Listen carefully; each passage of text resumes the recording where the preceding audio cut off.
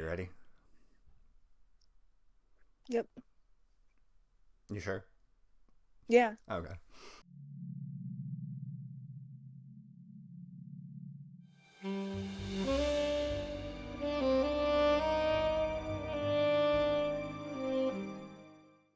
Welcome back, everybody, to another episode of The FrEEK Show. I know that we haven't done any videos for the past month, and that's because we're dealing with some health issues. However, we are back. We are ready to go at it, and we are back with another FrEEK Show True Crime. I'm Monk. She's Moose. This is going to be a fucking doozy. Oh boy. Yeah. I already gave Moose a warning, but if at any point you start feeling uncomfortable with this episode, because it is a rough one, feel free to click off. Like, it is, it gets super... The way I explained it is that Monk has had about 2 weeks to sit down, process all this information, kind of take it all in. Myself and you guys will be getting a total of maybe an hour and a half max for you guys, and probably about 2 hours for me. So this is going to be a lot of information coming at you really, really fast, and some of it's going to be hard to take in. So Yes. please take care If of you are... yourself. And if you are sensitive to anything revolving death of children, click off now. Alright. I have no clue what this topic is either, so this is like all gonna be blindsiding me. I don't even know what the title of the video is gonna be. Well, the title of the video and what we will be discussing today is the Watts family murders. I don't know if you have heard anything about it. Some of our viewers might. It was a really big case. This is also one of the newer cases that we're going to be doing, or that we have done. This took place back in 2018. But, yeah. Strap in, because it's going to be... Yeah. That's all I can really say. You guys will be able to see what I mean if you don't click off. Alright. Are you ready, Moose? I guess. Alright. So, today we're going to be talking about Chris and Shanann Watts and their two daughters, Bella and Celeste. Shanann had met Chris back in 2010 when he had randomly sent her a message on Facebook. Shanann, being newly divorced, was not really looking for anything and kind of denied it at first, but Chris kept on trying and she eventually accepted it, thinking, well, it's not like I'll ever meet him. And she accepted the friend request. He kept trying to ask her out, which for a while she did say no due to it not being a good time for her. On top of the divorce, Shanann had also recently been diagnosed with lupus. Chris was super supportive of Shanann throughout her battle with it, though. He took her to doctor's appointments. He was patient with her. Shanann even admits to treating him like crap at first, like putting him through hell, as she put it. But he still stuck by her side the whole entire time, and Shanann fell in love. They were married in 2012, and they would later move from their home in North Carolina to Frederick, Colorado. I guess they had taken a vacation there, and they just kind of fell in love with the place and decided to move there. Now, because of Shanann having lupus, it was difficult for her to have children. The couple, they went through infertility treatments, which may have ended up leading to some of their financial issues, but it was successful. They had two beautiful girls, Bella and Celeste. Shanann worked from home for a multi-level marketing company. She was very active on social media. Simple search, like if you just go into Google, a simple search will show you family vlogs, including one where Shanann actually surprised Chris with a positive pregnancy test announcing their third child. Chris worked for a oil company. So Online, the two lived the perfect happy family life. However, things were not as they seemed. Shanann and Chris were having issues. Shanann didn't know what had happened, but something had changed. They had planned a family vacation to visit their family in North Carolina, a 6-week vacation. But Chris wasn't able to get the full time off of work. He would only be able to join them for the last week of the vacation. Alright, let me scroll down here. See, this is wild to me because this already sounds like, you know, my family. Because dad's worked in the oil field like his entire life. And, you know, mom like couldn't get pregnant. And like all of a sudden it was, you know, me. Mm-hmm. And like the whole not being able to get off for vacation and like taking long vacations and stuff, like that's something that's super common within like oil field families. So like you know, mom and I are going to Aruba. Dad's gonna join us for the first half of it, but he can't be there for the last week. Or like if we go to Disney, it's usually me and mom for a week and then dad joins us for the second week. It does like cause, you know, problems sometimes because it's hard because you don't get to spend a lot of time with family. Yeah. Like I rarely saw dad when I was a kid, and like we've moved around so much, so it definitely puts like a strain on a family unit of not having that one person, especially when it's like a father figure in the family. It definitely puts a strain on a family when it comes to, you know, being able to spend time together, having that person around, stuff like that. Yeah. So while on vacation, Chris barely spoke to Shanann and the girls, and this really bothered Shanann. The two would argue about it via text, as well as they would argue of a few other things, such as a high bill from a sports bar. He still ended up going to North Carolina for the last week of the family vacation, and things seemed okay. Shanann still noticed something was off about him, but after returning home, Shanann had to leave for a business trip with her friend Nicole, leaving Bella and Celeste with their daddy for the weekend. And before Shanann left, she actually wrote this like really heartfelt note and like left it on the counter for him, like just kind of saying something along the lines of like, we need to work things out, like I love you, I don't want to give up on our marriage and stuff like that. Alright, so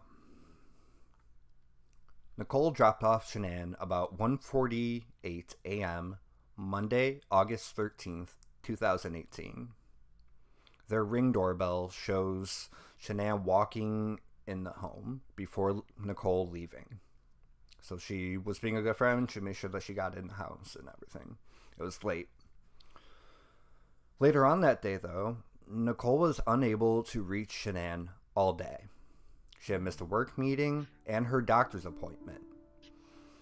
Nicole knew something wasn't right. She went over to the Watts home. There she could see Shanann's car in the garage.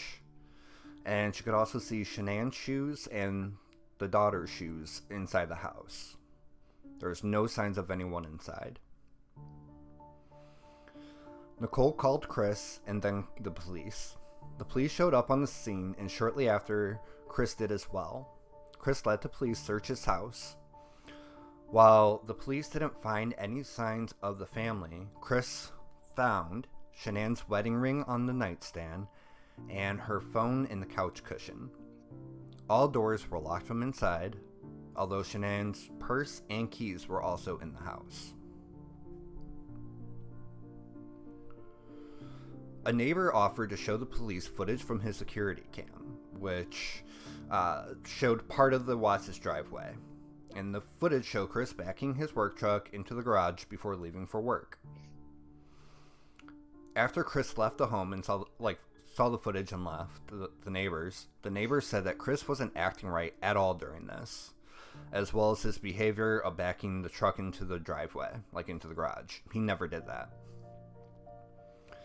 And keep in mind, like, you can actually see police body cam footage of like the police showing up at the house, the police going and watching the security footage, like the security camera footage with the neighbor and with Chris, and the neighbor saying something is not right. He's not acting right. On Wednesday, August 15th, 2018, Chris was brought in for questioning. He even agreed to do a polygraph test, which he totally failed. Chris admitted that he had been having an affair, and that was the only thing he was lying about, and that he had told Shanann of it, and that he wanted a divorce.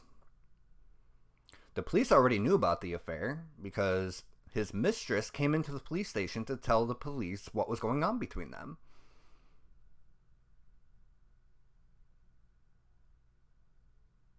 Well, that took a left turn.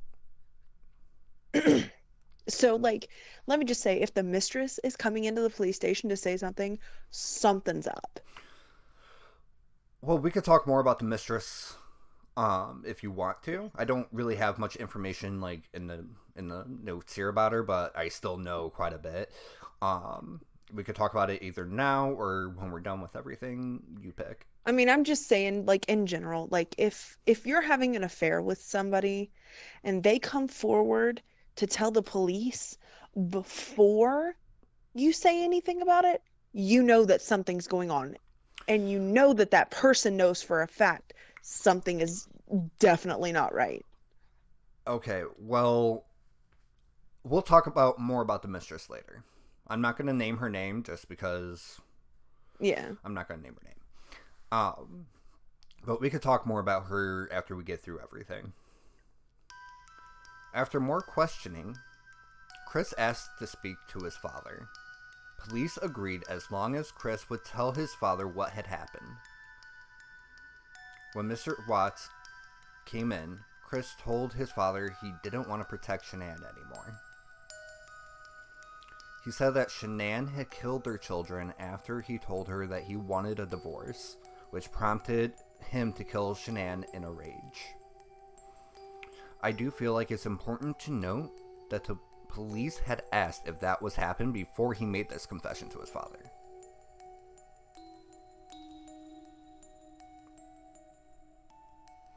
Yeah, they were just like, what happened? Where are they? Like, just tell us what happened. Did she go crazy? Chicks are crazy. I get it. Did she go crazy and do something and you had to do something back? Like, keep in mind the police knew he was fucking guilty. They were just trying to get something out of him. They were trying to get some kind of admission. They still didn't know even where the bodies were. Yeah. Okay. To make a long, frustrating story short, and this is where things will get really brutal. So if you're sensitive again, please click off or skip ahead. I'll leave the timestamp or whatever if I can.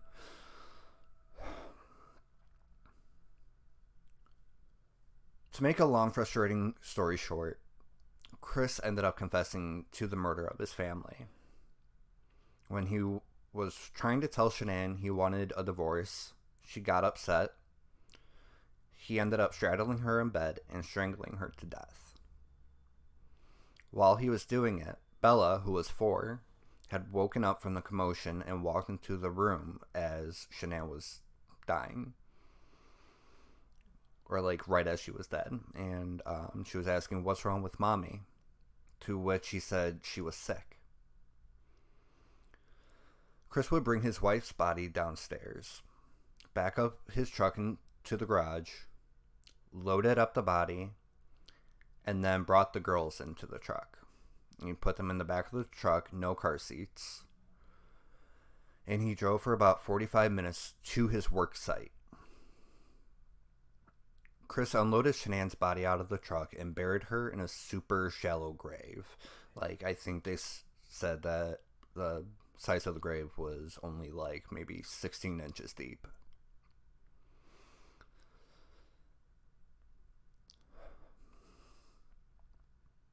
Sorry. He then went back to the truck to where Celeste was sitting, and he took her blanket and he smothered her. And then he took her out of the truck as well, and then he went to where Bella was sitting. "What happened to Cece?" Bella would ask. Is the same thing going to happen to me? Chris didn't say a word as he brought the blanket up to Bella's face. No, Daddy, Bella cried as he started to smother her as well. Bella tried to fight back, but she was too small to get away from this monster she knew as her father.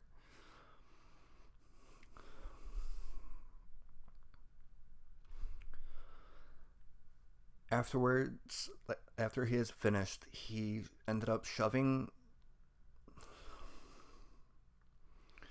the bodies of his daughters into a couple of oil tanks through an opening at the top, which was only about 8 inches big. When the police recover the remains of these poor little girls, they show signs that the bodies did not go in easy. And I'm not going to get into any more gruesome, horrific details on that. On November 19th, 2018, Chris was sentenced to 5 life sentences, 3 consecutive, 2 concurrent, without the possibility of parole. He received an additional 48 years for the unlawful termination of Shanann's pregnancy and 36 years for 3 charges of tampering with a deceased body. And he is currently... They actually, for security reasons or safety reasons, they had to move him from the prison in Colorado to one in Wisconsin. And that's where he's currently serving his time. Jesus Christ. Yeah. What the fuck? And it was really up to Shanann's parents of whether or not to give him the death penalty. And Shanann's parents said nobody should have the right or the power to go and take somebody's life away from them. He did that to our daughter. We're not doing that to him. Because nobody should have that right.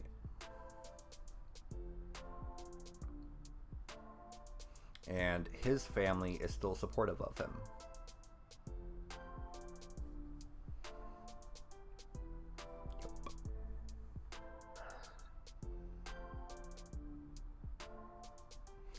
The crazy thing is that there's actually a ton of people that go and claim his innocence. Mostly women who write to him in jail, and he's even got a couple women that visit him in jail. Yeah. And they're like, well, Shanann was crazy. Shanann was bossy. She drove him to it. And it's just like, no. No. And the fact that he had the audacity to go and try blaming Shanann for it at first. Let me tell you, like, I've known women who have had issues with getting pregnant and staying pregnant and stuff like that. They would, under no circumstances, give up what they fought for so hard and paid. Infertility treatment is fucking crazy expensive. There's no way Shanann could have done that. And Chris said that, like, he doesn't really even know what had happened. Like, he remembers everything that happened, obviously, but, like, during the process of it all, he said that he had no control over what he was doing. And yes, I guess, and I only heard this today. I only heard this morning, so I don't know how true this is, but apparently he also did try to pull the, oh, it must have been the devil. The devil made me do it.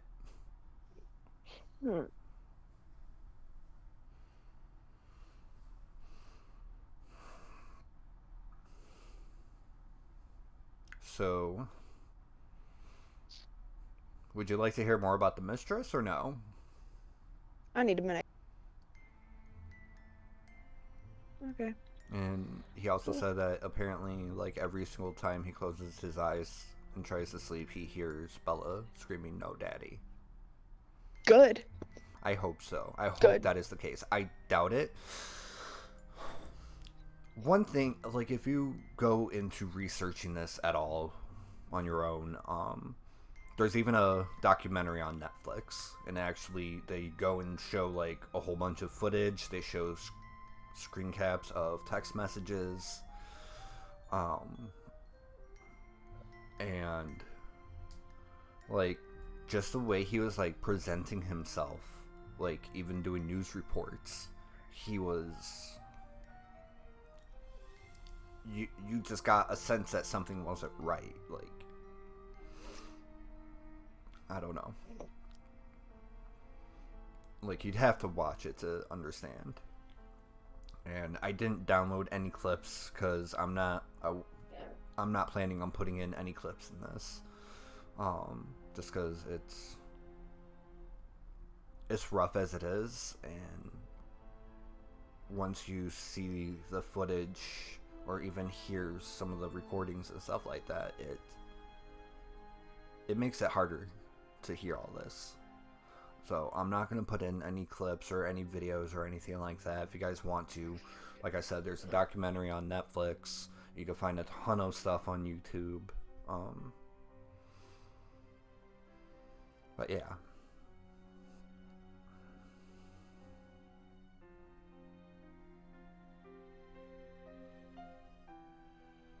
Would you like to hear all the shady shit about the mistress? Oh yeah, go ahead. Okay, so supposedly they had just started a relationship or whatever in July, in like June or July, and even though she had Googled Shanann Watts back in September, so almost a whole year prior to this,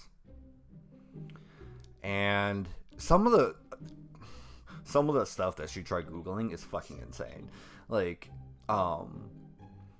okay, so her story was that they had just kind of started seeing each other, nothing was serious, blah, blah, blah. He told her that, yes, he had 2 kids, but him and his wife were in a separation. They were getting divorced.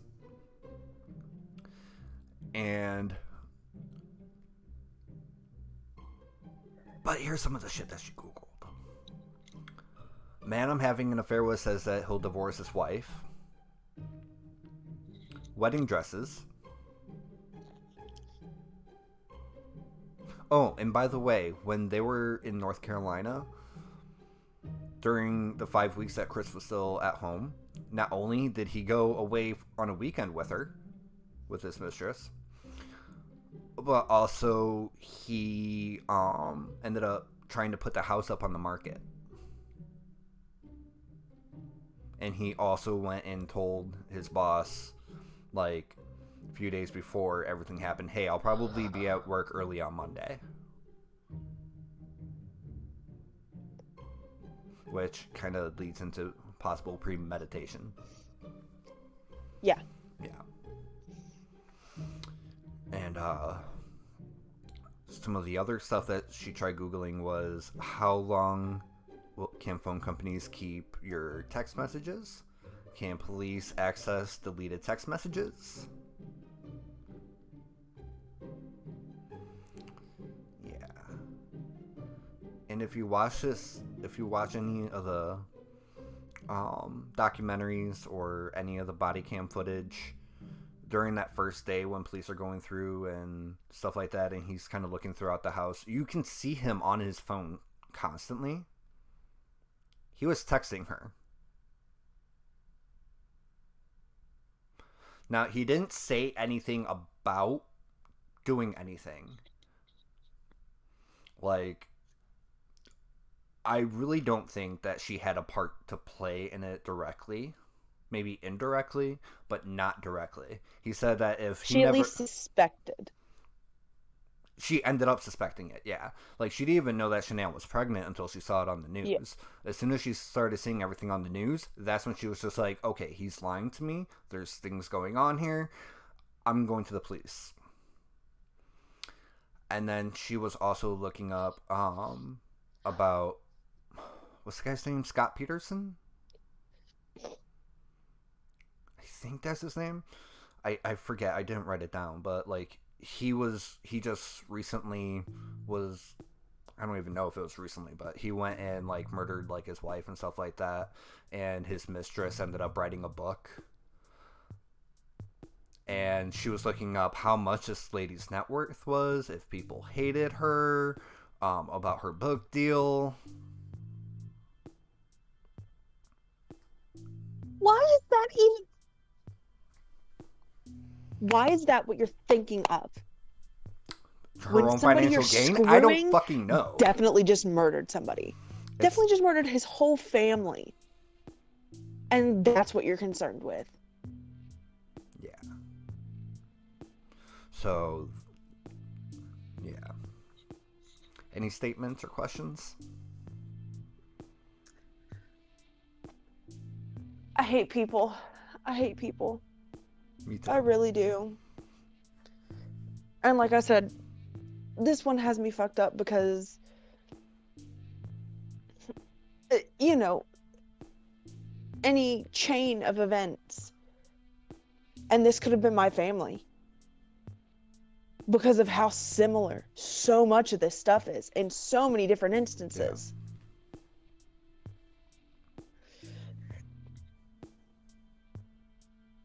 I hate this. Oh my God. Yep, I completely agree. Oh. Like, I hate this too. I wasn't even able to really research this for any more than like an hour at a time. It took me a while to make it through, and even typing up what I just read, it took me about 3 or 4 hours because I had to keep on stopping. And even trying to read it, I ended up getting choked up there. I know I did. But it is rough, especially when you go and research everything like how I did and you learn specific details, or when you go and see video footage from 3 weeks prior to this of Bella singing about how her daddy's her hero.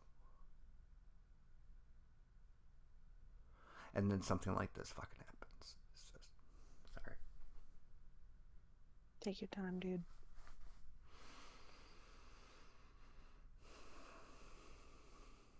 And the fact,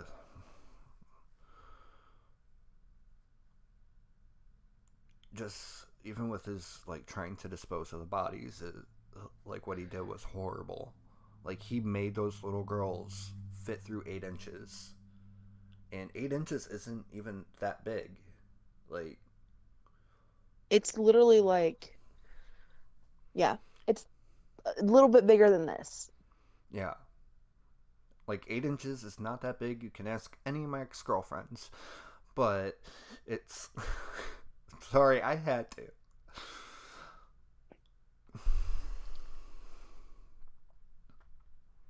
I'm sorry. It's not. It's okay. It's okay. That was meant to... It was meant to lighten the mood a little bit. Jesus Christ, I just wasn't expecting it. That's what she said.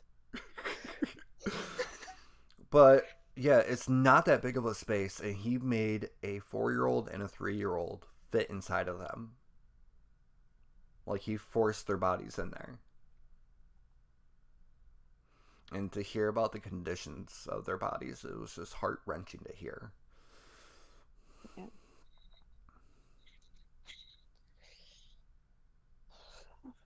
And the fact that he drove with them for 45 minutes. He had all that time in the world to rethink things.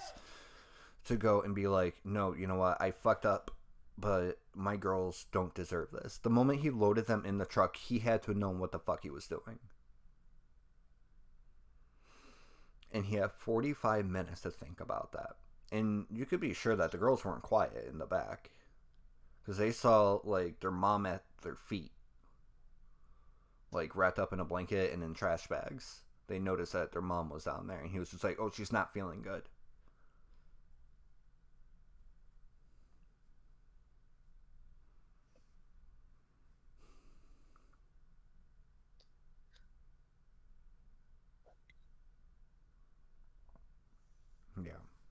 So, I'm not really gonna discuss it. However, I will leave links in the description box below. But there is also a paranormal side to everything, like with the outcome of everything.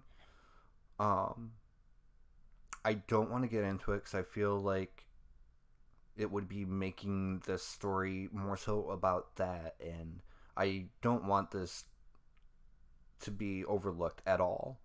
Like, I don't want to discredit everything that happened and the horrific stories of everything, just to be like, oh, by the way, paranormal shit. I'll leave links in the description below about the paranormal shit. But I'm not going to talk about it today. It just doesn't feel right. And I think that about does it. Unless you have anything to add. I'm ready for the next freak show. It's not going to be this heavy. No, it's not. The next freak show, Moose and I are actually going to be each be sharing a paranormal story that has happened to us. Like, we're each sharing a personal story. So, that should be interesting. Definitely a lot more lighthearted than this. Yeah. Also, just to reiterate, because I know you guys haven't seen us in a long time, any laughter through this episode, please just know that it is not out of a place of malice or mocking. We are inherently nervous beings. We laugh in order to keep ourselves from going down a dark hole. Yeah. It's not out of a place of we're laughing just to laugh. It's laughing out of a place of we know that if we don't, We'll break. And I already started to break numerous times during this recording session. Yeah. And it's coming from a place of we know our own mental health boundaries. Yeah. We know, where we're at with that kind of stuff, and we have to just have a moment to decompress sometimes. So any jokes that we make, we don't make them with the intention of being disrespectful or anything like that. Right. It's with the intention of giving ourselves a minute to breathe. Exactly. In all this. Except for if we ever make fun of Chris Watts, he fucking deserves it. He's a fucking asshole. And I'm happy that he's spending the rest of his life in jail. There are times where we will make fun of or only when people deserve an offhanded it. Comment. But anything towards victims, we will never. We don't roll that way. It's all out of a place of keeping our mental health intact. Because I don't know about you, but I'm already on a slippery slope 24/7. So if I don't laugh, y'all finna see me in 2 weeks after I get out the psych ward. So. Or 1 week if you're like me, but then you end up going back 2 days later to spend over a week. Yeah, 2 weeks. And don't text your sister to tell her anything. You just find out surprise from... Hey, I had my sister go and message you. Correct, you did. And I did try to call you, but it was always... Yeah. Quiet hours or something, so... It's fine. It's fine. It's he just didn't want to talk to me. Bullshit. You and her were the only people I wanted to talk to that time. I know. But yeah, that about sums up for this freak show, you guys. Stay tuned next week. Much more lighthearted topic. Stay spooky. Bye. Oh, Christ.